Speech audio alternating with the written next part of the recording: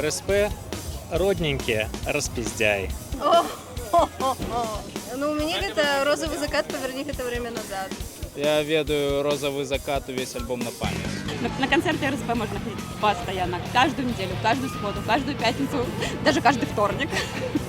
Да классные, классные. Паша с Дзёнем быцем Битлз, только с сердцем их разбитлз. Хуета. РСП это кайф. Ох, ребятушки, мы на Гушнафест, именно здесь сегодня хедлайнеры этого крутого фестиваля, ребята из РСП. Смотрите, какой там розовый закат и как много людей собралось, чтобы послушать офигенных ребят, легенд белорусского рока, попа, я не знаю, легенд белорусской музыки. Короче, худко пошнем. Боже, мы такие богемные, мы там актеры, режиссеры. Это Balenciaga, последняя коллекция. По-моему, кто-то в пиво насцал. Купляйте белорусское. Актер будет на сцене голым. А куда тебе петлю надеть? Давай, котик. Нет задачи там кого-то травмировать. О, добро. Мне Поздняк вообще не нравится. А хуля? Но в этом ничего страшного же нет. Коли мы прыйдем до улады.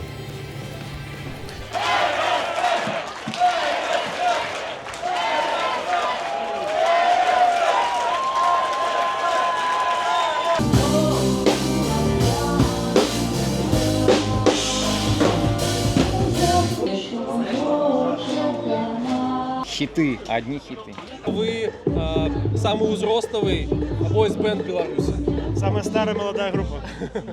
И Самая старая начинающая группа. весь час перспективы. Да.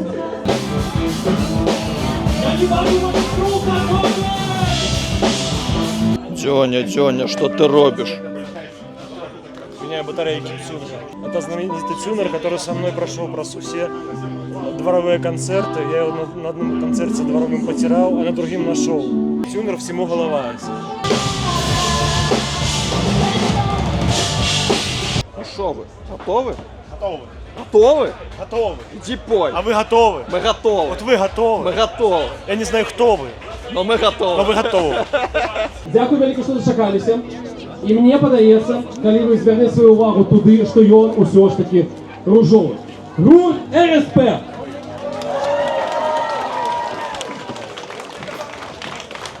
Привітання, сябри! Добрий вечір! Стихотворение, обо мне впечатления. Розовий закат!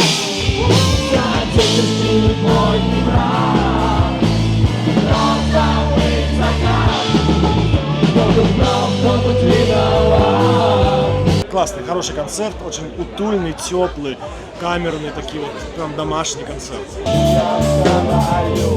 Отлюбить. Самый лучший концерт за последнее время или нет? Самый лучший концерт за последние две недели вот этих.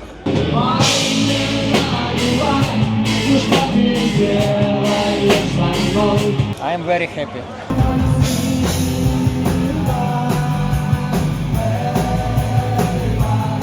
А потом снова.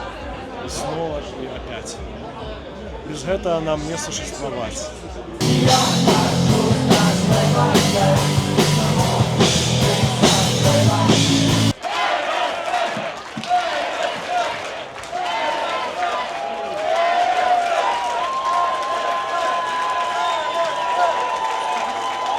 До встречи!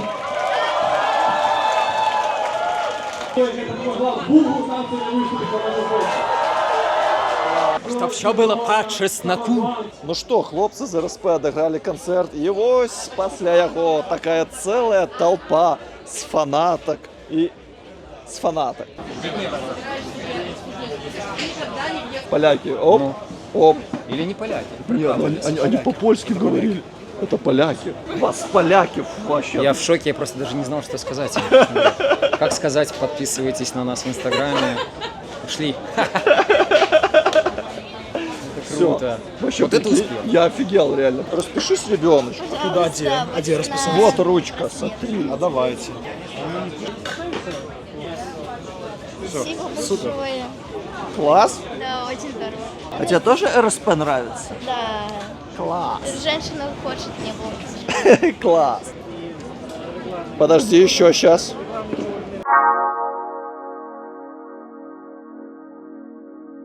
Ну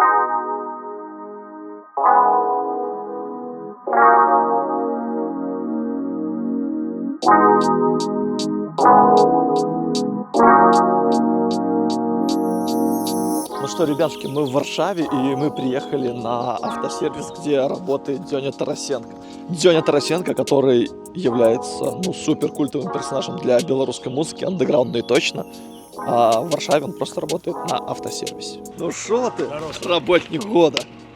Работник гада, блядь. Ну не, год. Матом ругаться будет? Конечно. Можно, да? Блядь, ебаный в рот, нахуй. Ну стиль раздаешь. Ребята, смотрите, это Balenciaga, последняя коллекция. А это Balenciaga, предпоследняя коллекция.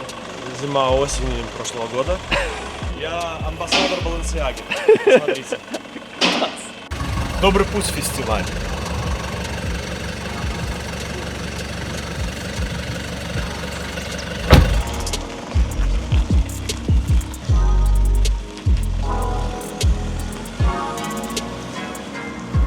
Ну что, ребят, конец выпуска. Вот так.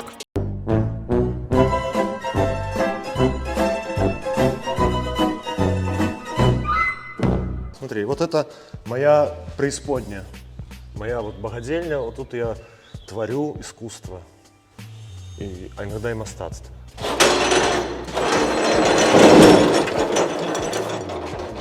Что, отвалилось? Что тут у нас? Что тут у нас я? Софит, свет, все Да, свет. Потому что, когда фарбуешь машину, ты повинен все бачить. Вот тут моя, значит, палитра, так сказать.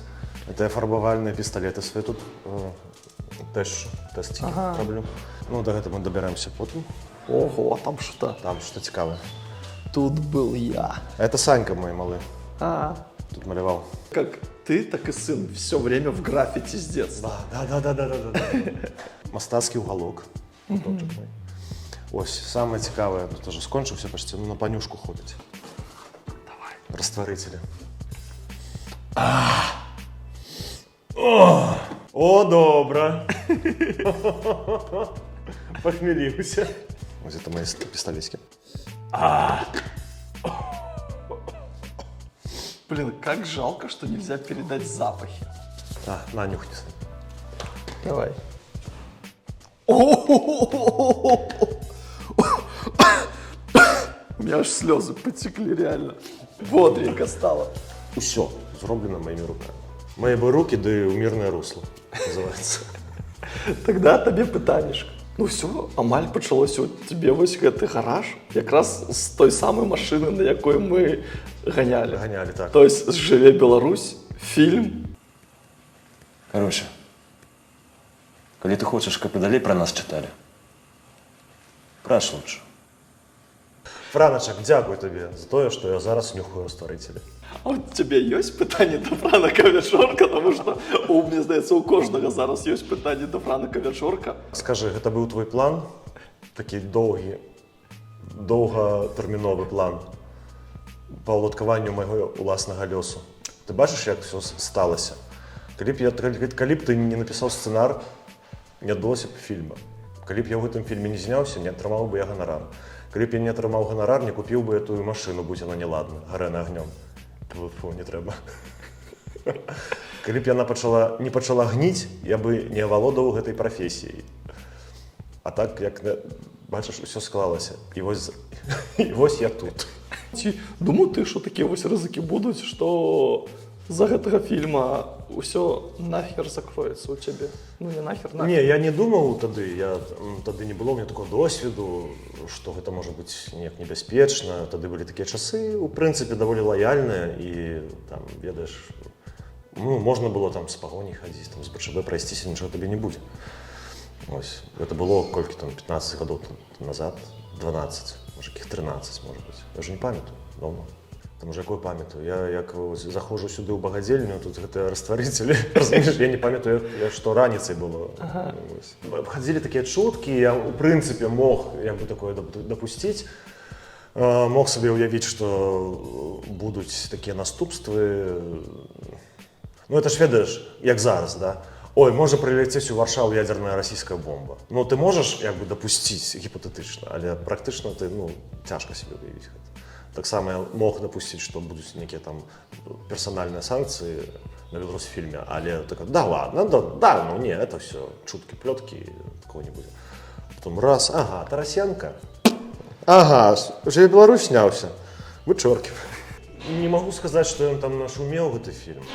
Па-першае, шмат было хейту, што вось такі бюджэт, папілі, ну, наконт грошай. Ну, як заўсёды, это класічная херня, вот это, якая мяне абсалютна не цікавіць. Па мастацкіх якасцях таксама што-то там пагаварылі, но так, каб ён зрабіў выбух некі, гэты фільм не зрабіў выбуху, такого мастацкага. Ну, я атрымаў такі досвед цікавы, вялікай ролі, як бы ад пачатку да канца, в прынцыпе, фільма. Пасля гэтага фільма мяне ўсё радзей і радзей сталі запрашаць на Беларусфільм, а потым і зусім потым уже гайкі пачалі заціскацца і мне сказалі, так ты ж ведаеш чаму? Я говорю, чаму? Я не ведаю. А ўжо некалькі гадоў прайшло, я ўжо там забыў пра ты же Беларусь. Так ты ж сняўся у Вечоркіным фільме. Я говорю, из-за гэта? Ну, конечно. Только никому не говорю, это строжайший секрет. Зараз ты теперь крутишь гайки. Зараз я фарбую минуточку. Гайки кручу, это чтобы там разобрать, собрать машину. А я займаюсь мастацтвом. І калі лёсу будзе угодна, калі сёння прыедзе машына, потому что зараз такі перыяд, што-то я машыну здаў, а наступная не заехала яшчэ. Калі зараз прыедзе машына сёння, то, можа быць, мы ўбачым нейкі працэс мастацкі. У маляркі выпадковыя людзі не затрымліваюцца. Это такая прафесія, ведаеш, элітарная. Класс. І як заўсёды ў мастацтве неацэненая. Потому что Ван Гог, мы ведаем, чым скончыў. Вось і мне что-то не здаровіцца. А Мадзельяне тот же самы. Пахаваны ў драўлянай скрыні, просто недзе закапаны і все. А зараз зорка. Ну, геній. Ну так. Ось, і я раблю, фарбую, малюю, а грошай няма. Ну, бачиш ось эту BMW? Угу. Пригожа пофарбована? Да. Я фарбовал. Стань так, типа, моя работа.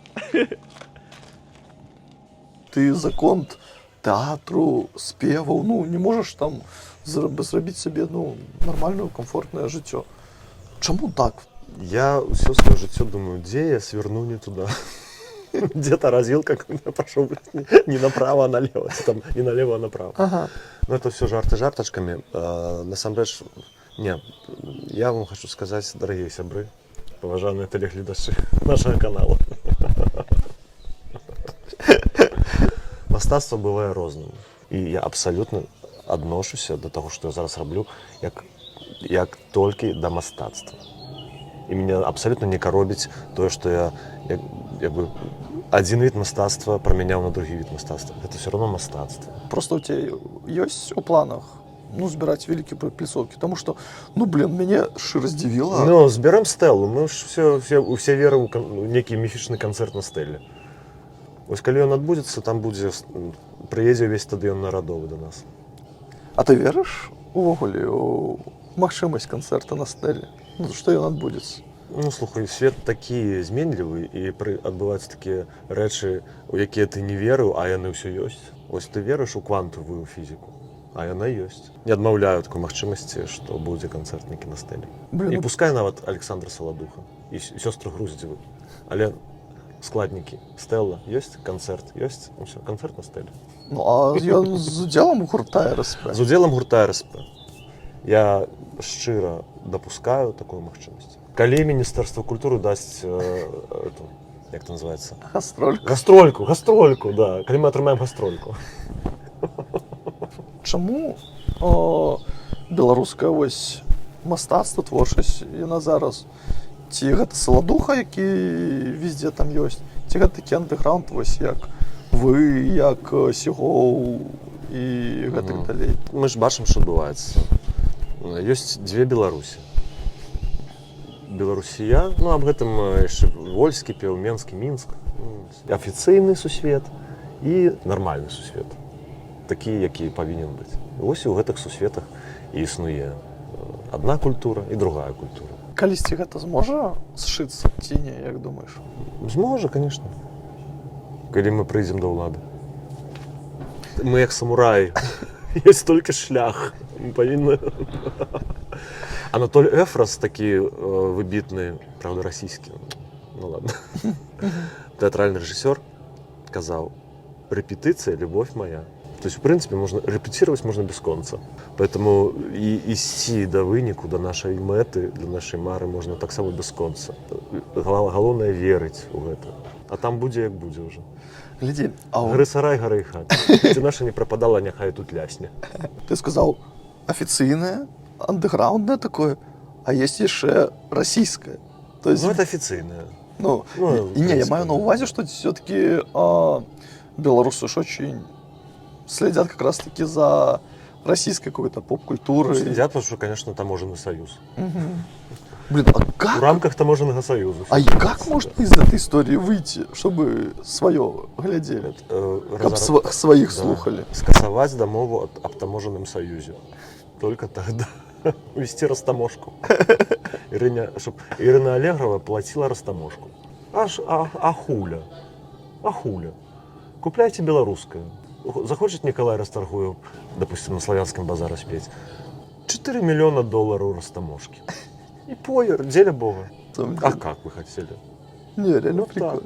Потому что я займаюся тим, що мені цікаво, а тим, чим я не займаюся, мені не цікаво.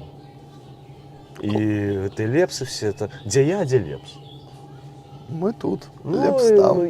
Я займаюся тут тим, що мені цікаво. Блин, а вот я имею в виду по аудитории, знаешь, все равно, мне кажется, у вас прикольная музыка, как-то ее доносить, как-то ее вот просовывать. Ну, ты же разумеешь, что у нас не поп-музыка, она сегментнута. Абсолютно не той сегмент. У нас мы робим усё, каб наша музыка не стала такой. Ведаеш? І все заўсёды мяне за гэта ругаюць. Я сам себе ругаю. Ну, не могу ничего с собой зрабіць. Як толькі музыка моя робіцца больш-менш падобнай на папулярную музыку, на попсу, все, трэба нешта мяняць. Якому-нибудь говнеца подкинуть в аранжировку.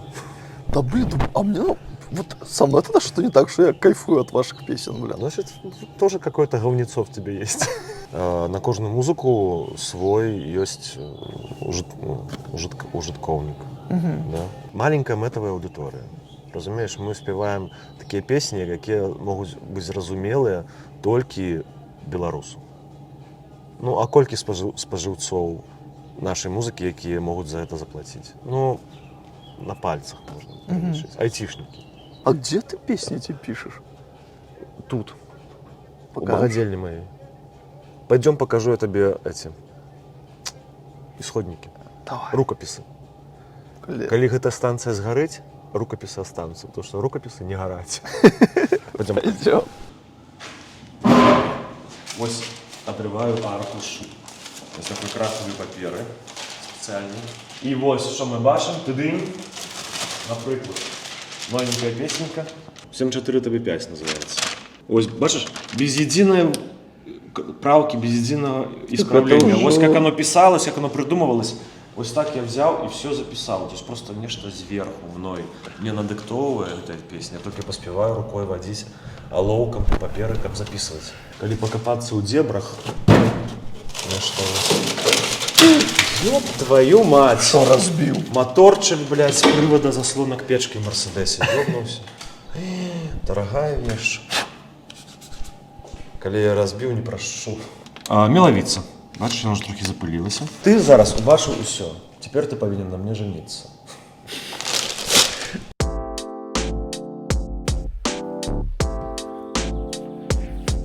Що там, пан? Розстегиваемся. Как все было нормально.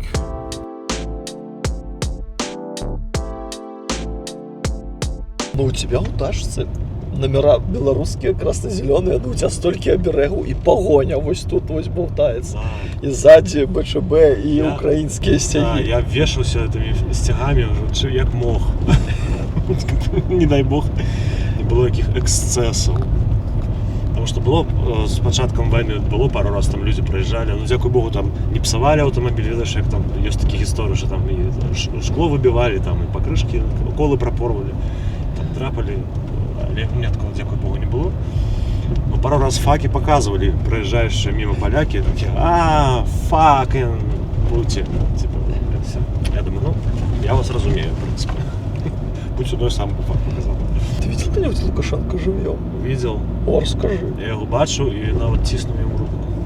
Опа! Ён мне тиснув руку. Это было здымки киностужки Анастасия Слуцкая давным-давно. И я там был у шерогу рыцараў, там у кольчугах, значит, с некими щитами. Нас выстроили, и как раз моя смена выпала на приезд Луки на здымачную пляцоўку. В принципе, это ж першае нацыянальнае беларускае кіно было такое маштабнае, ось вырашылі зняць. Через 300 метров Лука, значит, поверните налево. ездил с инспекцией на эту здымачную пляцоўку. И мы как раз там, нас покормили, после обеда всех выстроили. Сказали, ну, едем, стойте, чекайте. И приехал кортеж, вышли такие хлопцы с чемоданчиками, штук 20 аховы. Поверните налево. Нас так отошли от ахову. Ну и Лука там с директором киностудии дошла черга до нас, и он до кожного подошел, типа, ну, поздравляю, прекрасная работа, отличная работа, поздравляю. И каждому пожал руку. Так там вот моя долонь, да, ни хера не маленькая, ни разу не маленькая. Тут литров 5 можно зачерпнуть что-нибудь, так? А у яго як две мои. Я такой ручище не бачив ніколи. Там як две мои сложились. Через 400 метров поверните направо. Это синие пальцы Луки. Крепчайше пожатие, жесточайше. Ну это ж было после площади, да? У меня было после одно в голове. 96-го. У меня было одно в голове. Я думал, это мой шанс стать национальным героем Беларуси. Потому что мы были при узброении. У нас были мячи железные. Там тупые, але, видишь, это и таким можно было голову отсечь. Ну, рассекши так точно. Нос отрезать можно. Ну, просто я думаю, а там так, ну, и они так, ну, незручно вытягивались. Довольно долго треба было, как вытянуть это все. Я думаю, бляха, вот эту секунду я буду вытягивать, и я же за секунду расстреляюсь. Ну, я просто не поспею. Вот. Ну, так, без глузда померти, ну, херовые, да. Так я, короче, и не наваживаюся это меч вытягнуть, отекши ему голову. Але такий шанец реально у меня был. Поверните направо. И я его проебал. Ну як так? Ну ось так. Ти бачиш, я розчарування нації. Розчарування года. Це я. Вядомо, уже тады были репрессии, все это такое, ну... Ну, такое адчуванне, ведаеш, ну, хз. І такое, воно вельмі змешанае.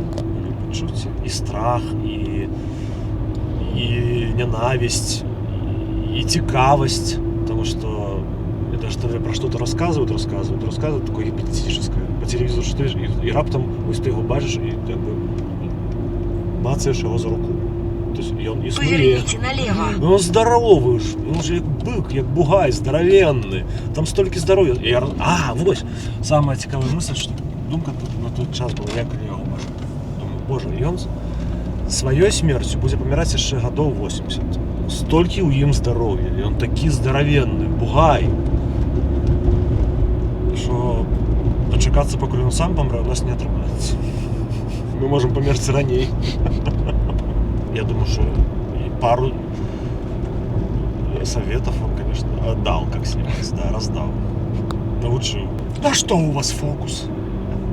Фокус надо держать на... Вот такий фокус. Слухай, я хотів тебе ще запитати, ми з тобою розмовляли наконт того «Розовий закат». Не надоело його співати? Не надоело, не докучно. Нет, ведаешь, коли песня 20 годов живе, и песня 20 годов как бы выкликая эмоцию, и все ее любят и спевают, значит, это правильная песня и классика. Ага. Классика, на то она и классика, тому що вона актуальна завсёды, во всі часи.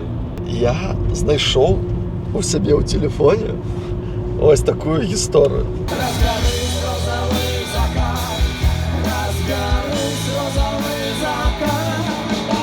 Кубки Беларуси. Все, памятую. Прикол. Это было вообще. Супер. Слухай, Скинуть тебе? ты можешь Насте скинуть? Ну, легко.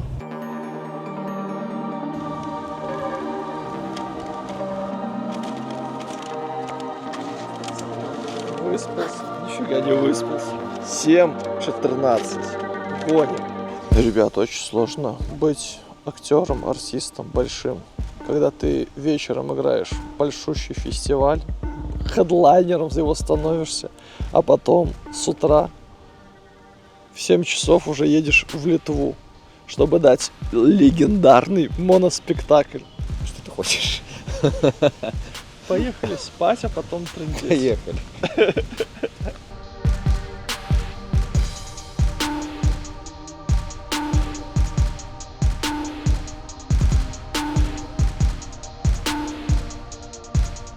Самый трешовый концерт группы РСП. Это было в городе Береза.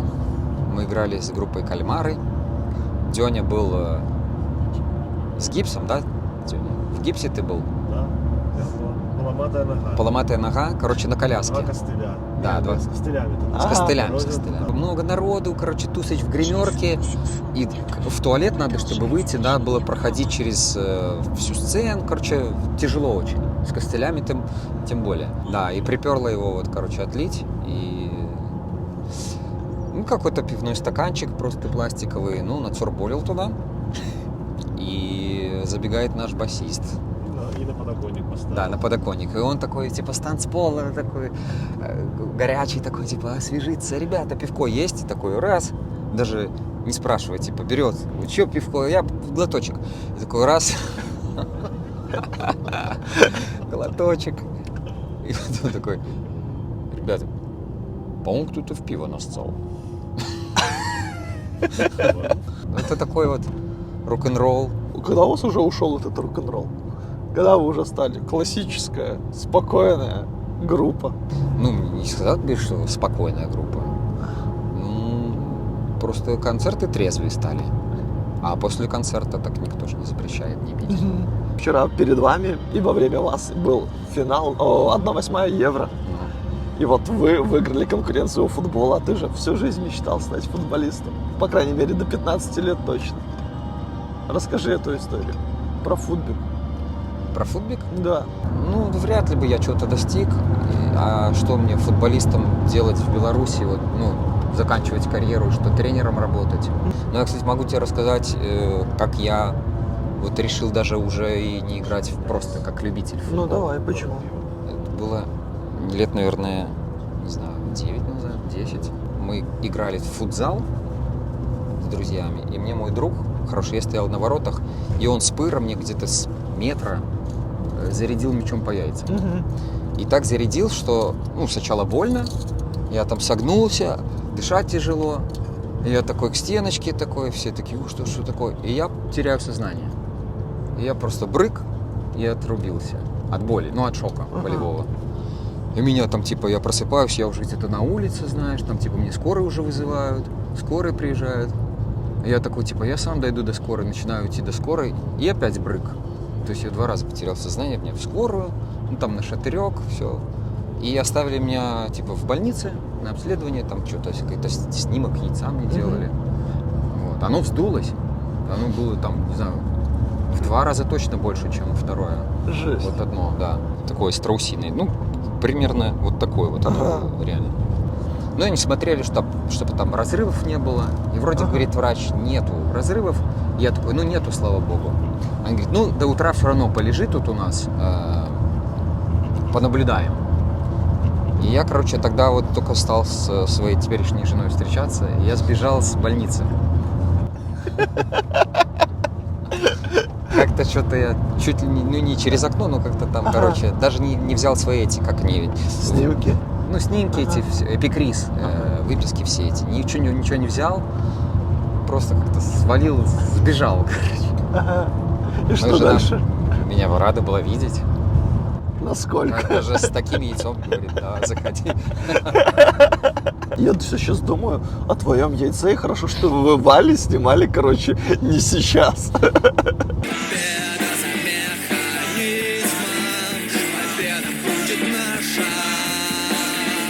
Как вы решились его снять? Это же что-то было новое 100% в белорусском шоу-бизе. У нас, по-моему, не было ни одного клипа, да, Дюня? Вот, и мы... А это первый был, да? Первый клип, да. Мы познакомились с Максом Сиром, такой режиссер белорусский, клипмейкер известный, участник группы Рокер Джокер. Вот, и что-то мы там стали разговаривать, он говорит, давайте клип сниму вам. А у нас денег не было, он такой, ладно, бесплатно сниму. Но нужна, типа, какая-то идея. Типа, сюжетные клипы нет, сразу нет. Давайте танцы, вот просто надо танцевать. Все, сделали танец на 4, вот. И потом пришел Сирый на репетицию такой, посмотрел на танец и говорит, ну, зашибись, только надо голыми. Все, то же самое, только голыми. Ну, ладно. Ну, если надо, ну, тут уверен? Говорит, да, это будет разъеб. Еще такого вроде даже не делал никто, мне кажется. Ну, в Беларуси так точно. Свергатели традиционных ценностей были такие, панки оторванные. Поэтому, типа, ну давай. Вот, и мы его сняли на хатке, у нас в Свободном театре была хатка. Первый дубль мы, типа, запороли, потому что стал ржать Сирый и операторка, девочка. И они просто стали трясти камеру. И такие, типа, блядь, все заебись, но давай переснимем. Мы там камеры шатались, ржали просто. Ну, мне нравилось, что какая-то была творческая такая коллаборация, и мы сделали это вообще без денег. Все за какую-то идею. И был какой-то движ в этом, какой-то азарт, знаешь, какое-то желание сделать что-то новое, интересное, необычное. Ну, мы сняли и такие, о, класс. Все выкладываем на YouTube, и YouTube его банит. Потом, типа, на Vimeo пытались выкладывать. Короче, много раз мы перезаливали. Но в итоге он сейчас висит на Ютубе на канале Рокер Джокер. И там, типа, за 500 тысяч просмотров. А вы вообще согласились сразу? Типа, голый? Окей, давай. Ну, мы же тогда в Свободном театре были. Ну, там это, да. А где-то не хотел.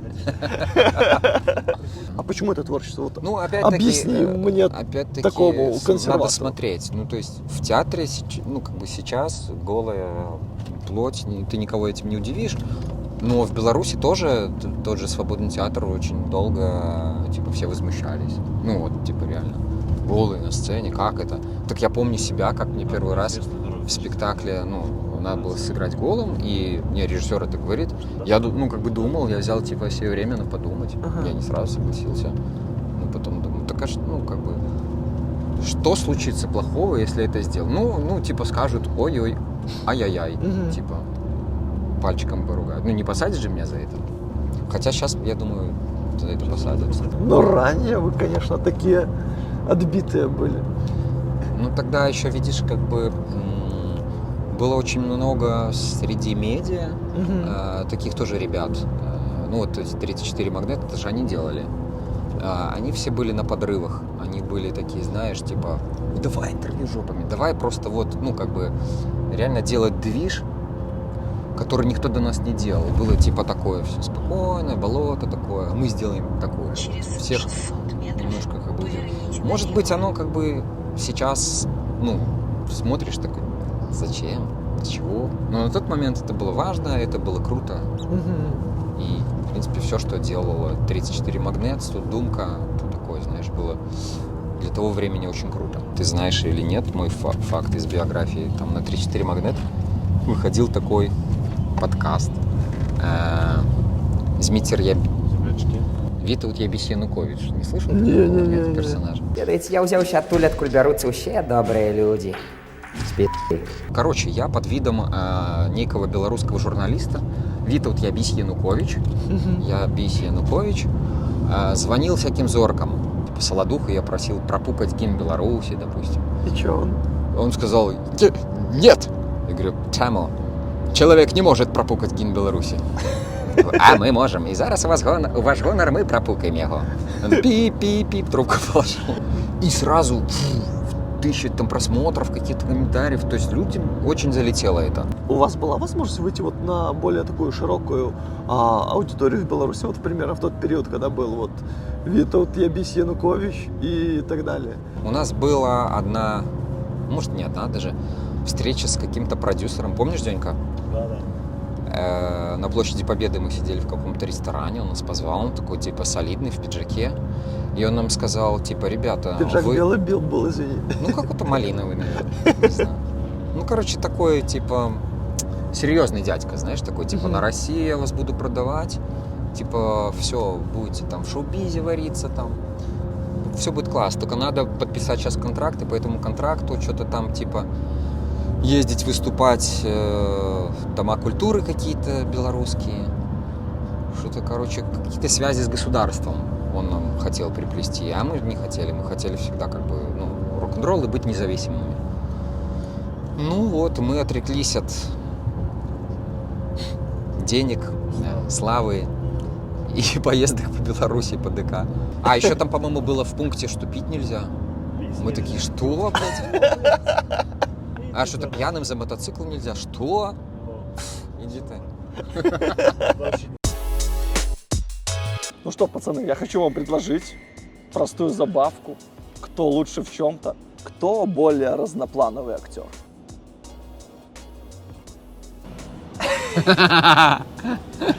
Почему вы так решили? Почему ты так решил?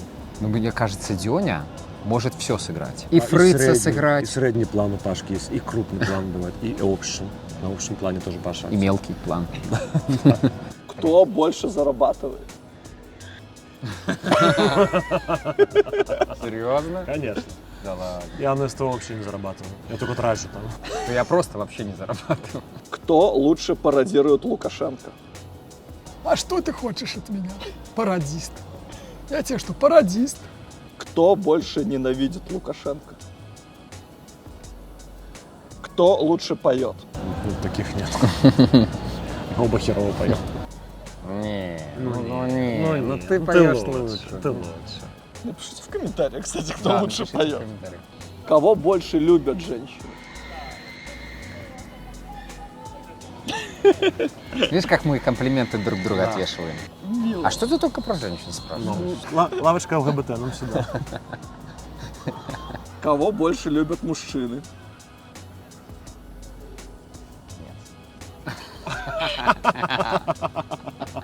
Я бы любил Дёню, если бы.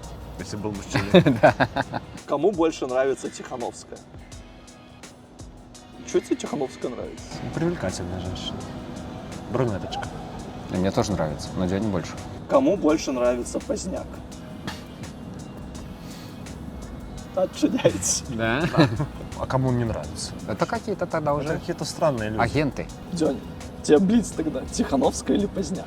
Ух, ты меня сейчас в неловкое положение можешь поставить перед общественностью. Тихановская. Ну, женщина все-таки больше мне нравится, чем мужчина. Мне Тихановская или Поздняк? Да. Тихановская. Мне Поздняк вообще не нравится. Как женщина? Да. Кто больше хочет вернуться в Беларусь? Отчиняй. Да. Это можно так? Ты сначала показал туда, а потом туда. Скучаете по Беларуси? По магазину Суничка. Суничка?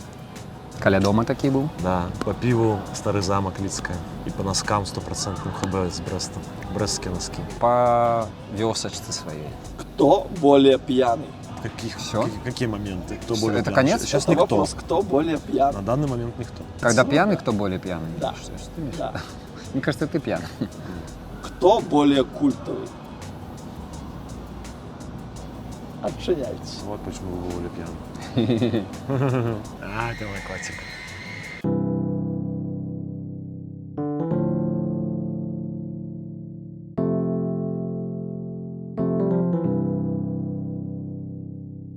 Сегодня будет премьера моего спектакля, и впервые актер будет на сцене голым. Поздравляем! Литовский театр с этим. А куда тебе петлю надеть? Блин, прикиньте, сейчас вот Городницкий стоит передо мной голый, но я вам не показываю, я себя показываю. Потому что не надо это нам снимать.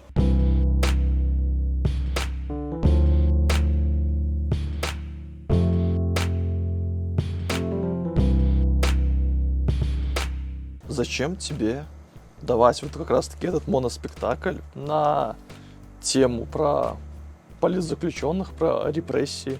Зачем? Ну да, зачем это тебе? Ну, слушай, важно, чтобы про это не забывали, мне кажется. Понятно, что белорусы с большего про это и не забывают, про такое сложно забыть. Приходят и иностранцы, смотрят.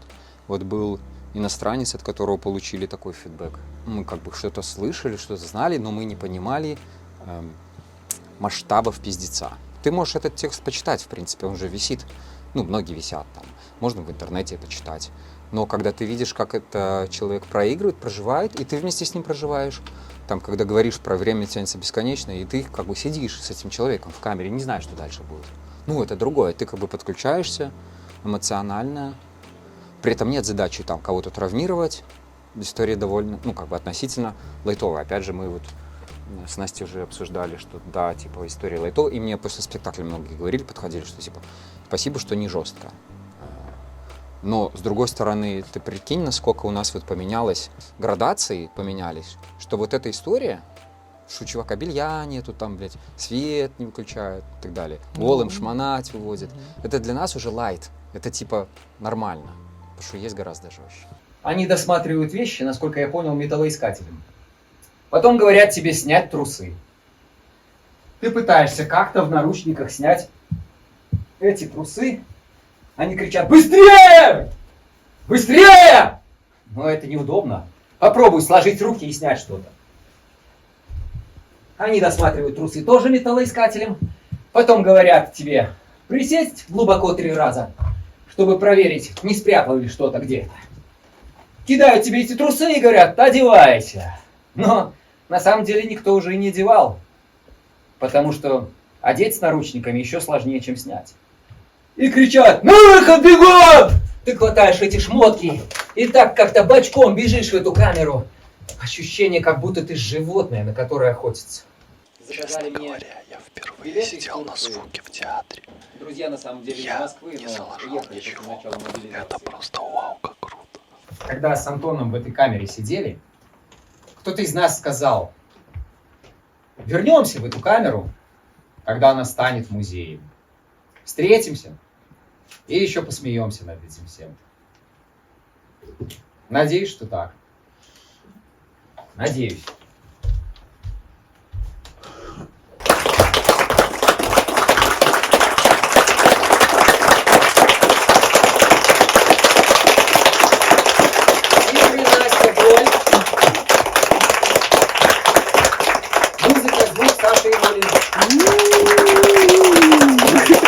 Нормально было?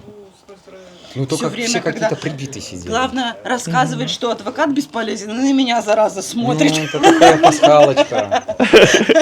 Понравилось? Да, здорово, классно. Молодец, Пашка. Что касается театра, и можно зарабатывать сейчас в 2024-м, если вот ты белорус, даешь какие-то сольные вот моноспектакли, работаешь в свободном театре. То есть, ну, этого хватает на жизнь или нет? Нет, не хватает.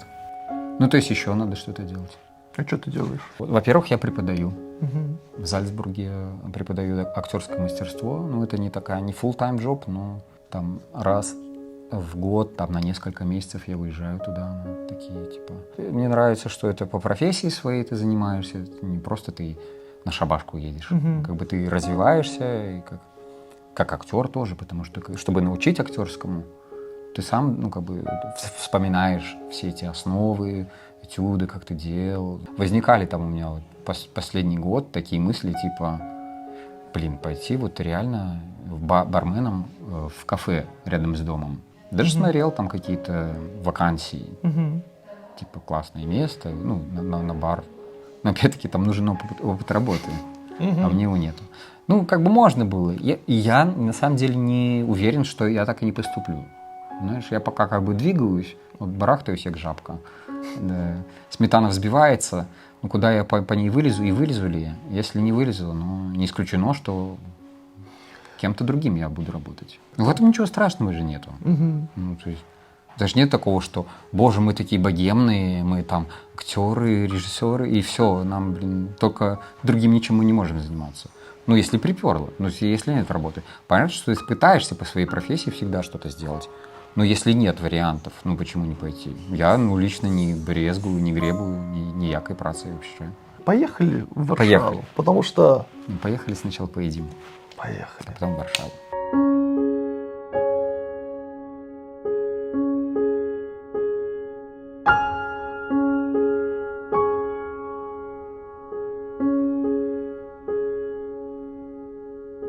Розумієш, геноцид білоруського народу, як почався там на початку розпаду Речі Посполітої, так і ніколи не закінчився. Ніколи не закінчився. Білорусів вирізали, винищали усі з тих пор, з тої пори. І це не закінчується. Зараз те саме роблять, може бути, не фізично з білорусами, але з культурою однозначно. Це просто, ну, це такий закольцований геноцид. Ось я зараз з тобою сиджу і розмовляю по-білоруську. Ну, значить, якби ми ж все одно проростаємо. Ми як та бульба. Нас закопали, а ми проросли. Немагчыма ж повністю знищити культуру, винищити. Ну, якби магчыма. Магчыма. Ну, це фізично. А якби так ментально немагчыма. Ну, вядома, не все могут з'ехаць, у тебя няма обиды, злости, там, или ты разумеешь, ты хто застаецца ў Беларусі і неяк там у Беларусі пытаецца нешта рабіць у нейкім такім андэграундзе, падполлі і гэтак далей. Нема у мяне там ні обиды, ні злосці, просто, ведаеш, з цягам часу, з гадамі, некая все-таки внутренняя такая разрыв нарастае, ведаеш.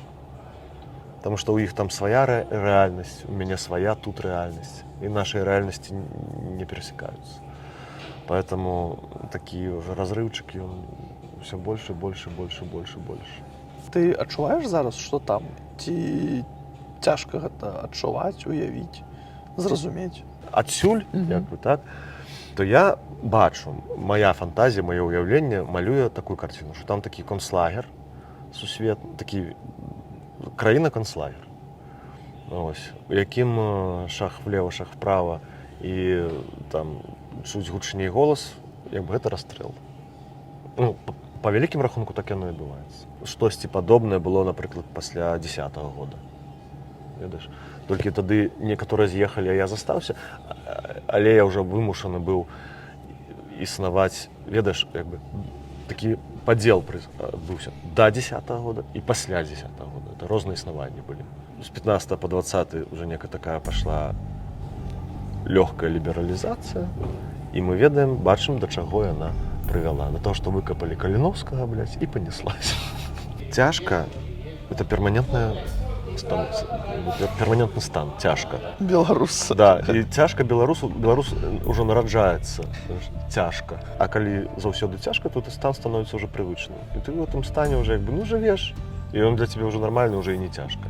Нам надо просто, як брытанская карона выдае ўсім у Австраліі абарыгенам рэпарацыі. 3000, здаецца, брытанскіх фунтаў стерлінгаў просто так. Кожны месяц кожнаму абарыгену выплачваюцца рэпарацыі за тое, што калісьці брытанская імперыя, там быў геноцид гэтай нацыі. Так? Вось яны за гэта разлічваюцца. Я абсалютна ўпэўнены, што расійская імперыя нам да сканчэння векоў павінна, і палякі, за геноцид нам павінны, блядь, выплачваць на каленях перад намі, вымольваць пашчады, а мы яшчэ падумаем, ці прасціць. Яшчэ вельмі падумаем, у якую сраку ім нас цалаваць, у левую ці ў правую. Ось у левую няхай палякі нас цалуюць, а ў правую рускія. А мы яшчэ будзем падпёрдваць ім за гэта. За весь за тыя стагоддзі геноциду, якія пакуты яны беларусам прыносяць. Ну, палякі ўжо зараз уже не сильно прыносяць, ладно. Ну, рускія да гэтай пары. Нам жа нават ніколі не давалі распладзіцца хаця бы там да якіх 12, хаця бы до 15 мільёнаў. Хаця бы там, я ўжо маўчу, до 20 мільёнаў. Калі была 20-мільённая нацыя, так, можа быць, неяк гісторыя пайшла по-другому. Так заўсёды было 2-3-4 мільёны. тых беларусаў. Хуля там парабашчаць. Беларусы это можа быць самая траўмаваная нацыя ў свеце.